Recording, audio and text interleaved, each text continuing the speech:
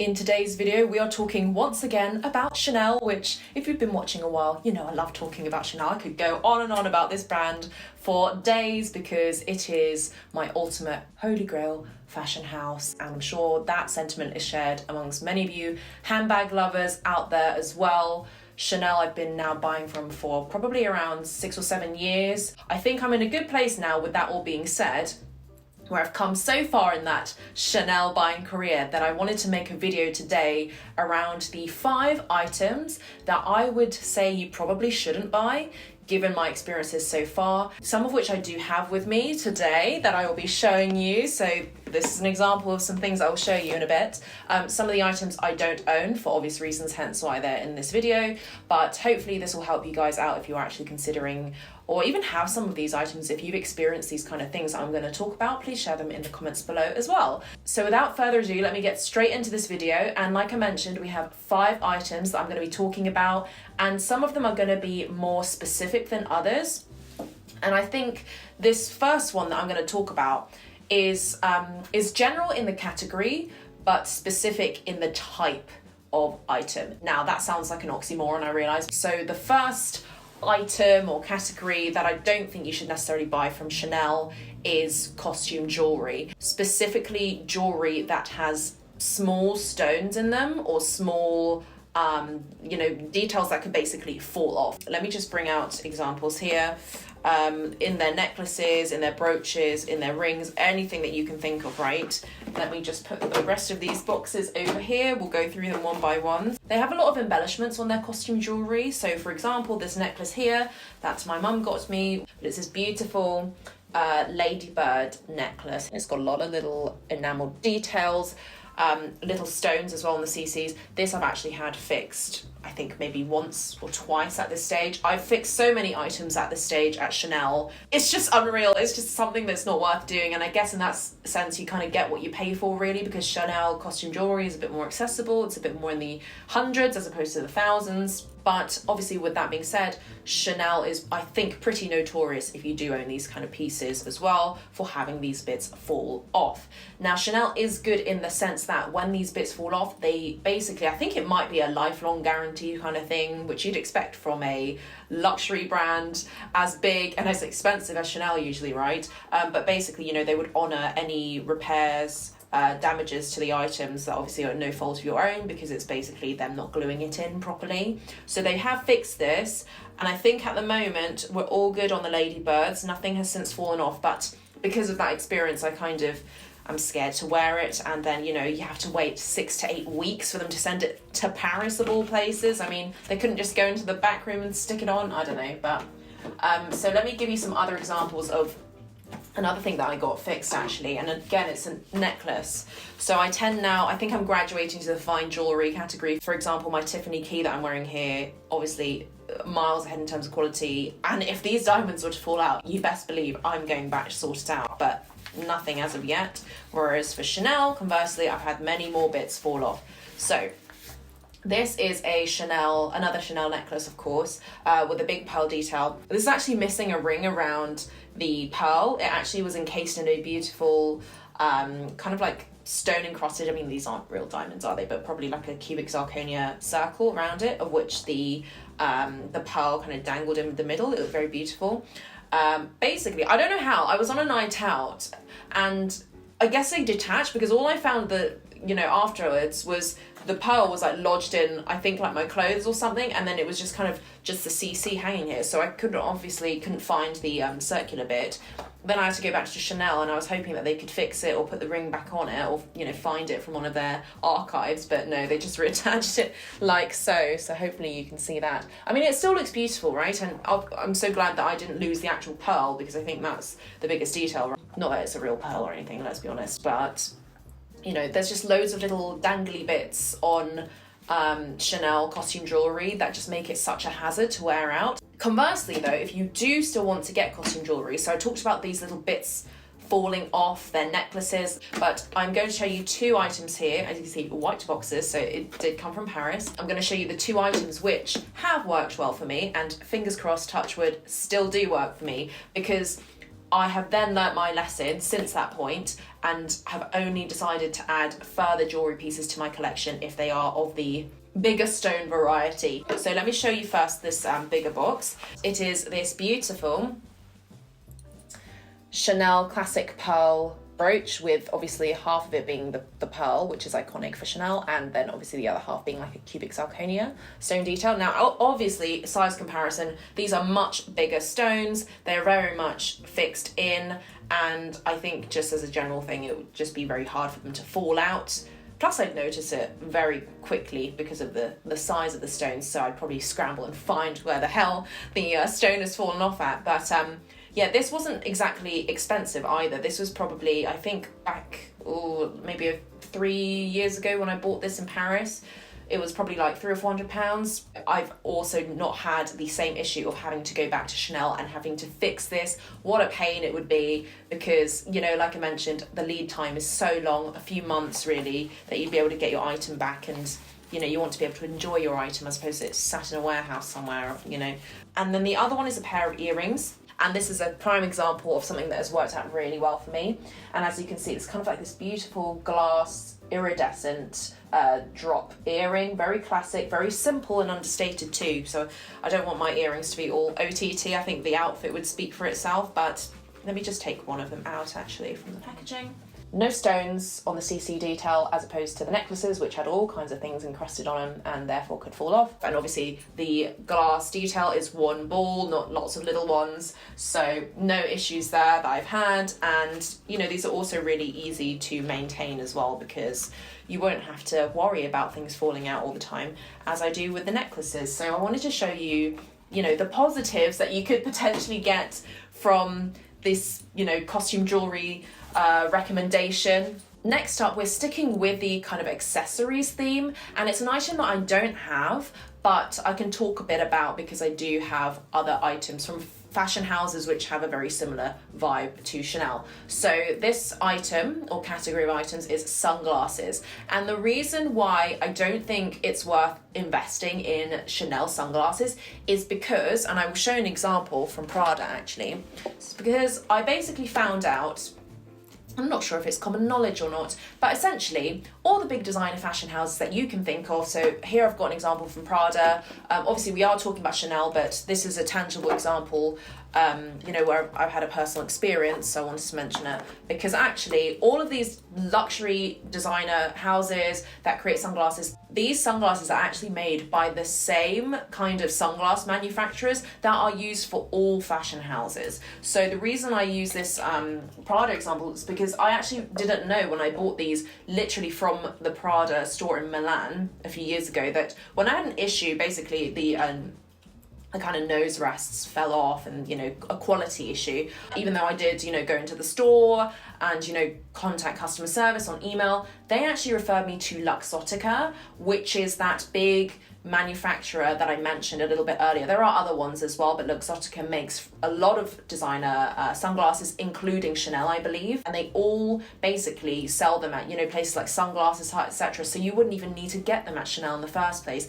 and you could probably get them on a discount, whereas you couldn't do that if you were to go into Chanel's flagship store, for example. So I actually had to get everything replaced and done by Luxottica. They were great, to be honest, on those points then that I've just mentioned. So the fact that Chanel doesn't even make those sunglasses themselves, so it's not really therefore buying actual Chanel. Then I guess related to that, you know, you've got basically the whole quality thing as well. Like I've had bits falling off sunglasses. It happens a lot. The nose bridge in particular, I find, is always something that falls off or gets loose.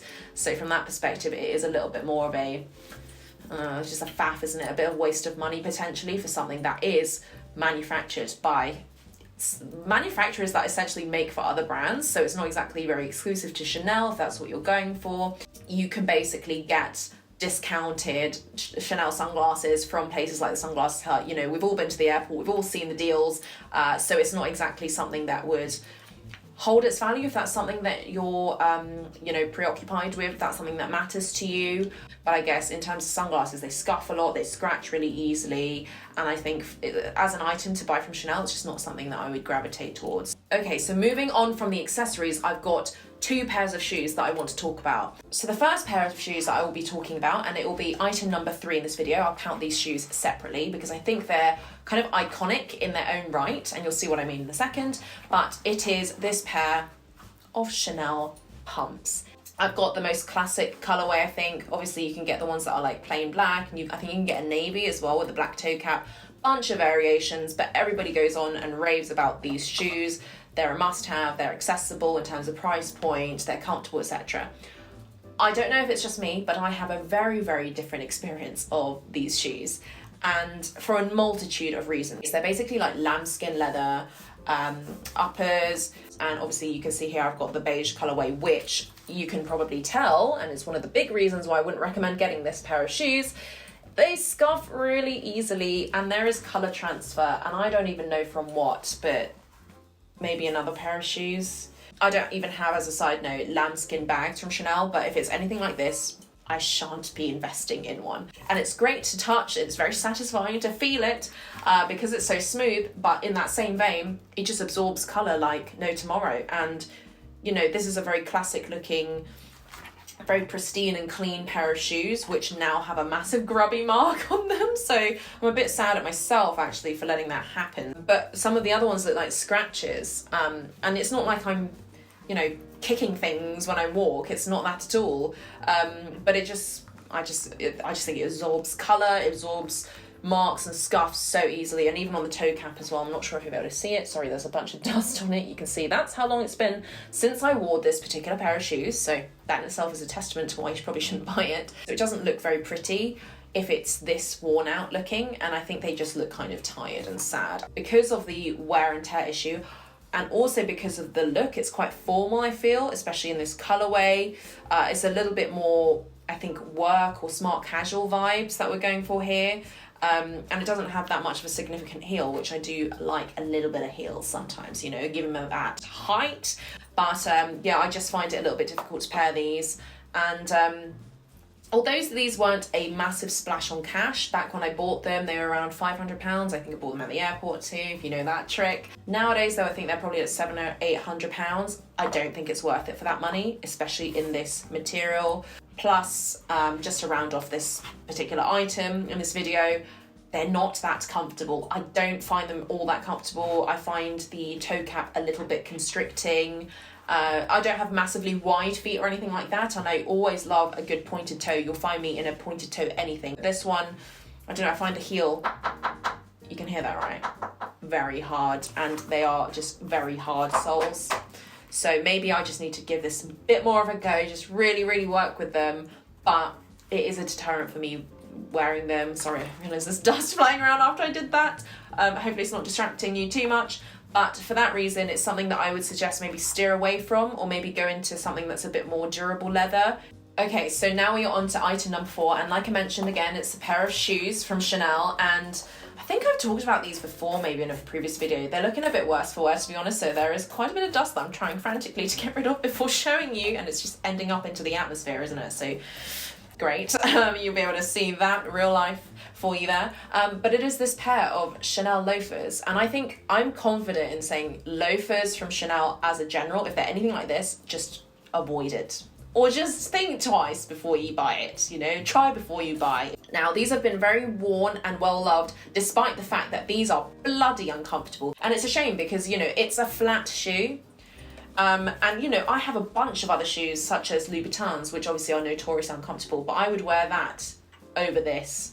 I mean, I'm in the process of getting them softened up, but they, like the ballet flats, are just so rigid and hard. These are like clogs. I don't know what else to describe them as. I've had a few incidents where, not going to lie, I'm sorry if this is, you know, grosses you out, but I've had blisters forming on the back and there's blood everywhere, and you know, it's not nice. And these are meant to be work shoes. I've worn these to work, come back in basically bandages because these are so uncomfortable. And obviously it's a vicious cycle because with these types of leather, hard leather shoes, so this is a lot more durable than the lambskin leather of the pumps that I just showed you. Well, basically, to make these comfortable, you've got to wear them in. But they're so hard, you don't want to wear them in. So it's kind of a vicious cycle. They'll just remain rigid like this forever. And trust me, I've been trying. You can see with the creases as well. I've really been trying to make these work. They look great, they're just so uncomfortable, and I think especially with loafers being really big at the moment in, you know, just current fashion trends, there are so many other fashion houses out there that are making them much cheaper as well. I think I managed to get this on sale, so it was about £600 or £700 on sale, so it was about over £1,000 I think retail originally. God knows how much it is nowadays, because this was a few years ago, right? And Chanel shoes are like in the thousands nowadays, which not sure if it's worth it after you see this video, right? I just wouldn't spend that kind of money on these shoes when I could get it at, you know, places like Prada. Prada is very, very big at the moment with their loafers, as you may know, and you probably get them for a fraction of the price. And that's not even when you consider all the other fashion houses that are a bit more mid-range as well, that you could probably get something very, very similar. This doesn't even really have any Chanel insignias over it or anything like that. Very minor ones at the back over here, but nothing really that major that means you're wedded to Chanel for loafers. And also, you can see as well, the wear on it, it's just a lot. I personally like the whole worn-in look, but if you don't, well, this is what you're going to end up with the loafers, because it just shows every little crinkle. So that is why I would steer away from loafers as another pair of shoes, because I know Chanel is somewhat known for their loafers. Maybe they're more known for the ballet flats though, but just in case you were considering a pair from Chanel, maybe think twice. Maybe think twice or try them on, right? Walk around in the store if you're able to. But these are a pair of shoes that I certainly haven't worn in the last year, maybe more than that. And now, especially now working from home, I don't need to put myself through this pain. So that's just something that I wanted to leave you with a thought on. Now we are on to item number 5, the last one that you shouldn't buy from Chanel. And I think this is like a kind of a broad category. And of course I had to include a bag in this video, but it's a bag that I don't own, a type of bag at least, and that is fabric bags. Now, we know Chanel loves a bit of a tweed or a bit of fabric, just in general kind of bags, but I think specifically in the ones that are like the Rue Cambon kind of duffel style, I think those are like coated canvas potentially, or just some other fabric. Those are bags that I would steer away from for longevity purposes. Similar to the wear and tear issues that I've been talking about throughout this video, I personally would not invest in fabric, purely because if you are going to use and love that bag like you should, then it's something that would soak up any color transfers or, you know, any kind of spillages or leakages or anything like that. I don't think it would wear that well over time. And also I think it may be then something that affects its selling price if that's something then you want to shift down the line. Obviously, I know a lot of the fabric bags that Chanel makes are very, very viral, and they're often really sought after, similar to kind of the Christian Dior book tote vibes, but I just think it's not worth the money for something that is literally just fabric. And if it's so easily able to be damaged, even more of a reason I don't have to go back to Chanel with all my jewellery, with my shoes and everything to get fixed. It's just something that I don't even think you would be able to fix it, really, would you? And it's not like a leather bag where you can scrub out or, you know, buff out any kinds of marks, or maybe if you really needed to, like, cover up some markings. With fabric, that's sucked in. That's locked in, those marks or whatever. And so for that reason, it's something that I would probably steer away from. Just try and get the leather one if you can. So that is everything that I wanted to cover in this video. Those are the 5 items that I would say probably don't buy from Chanel if you can manage to avoid them. I will leave it here for today, and I will catch you in my next video.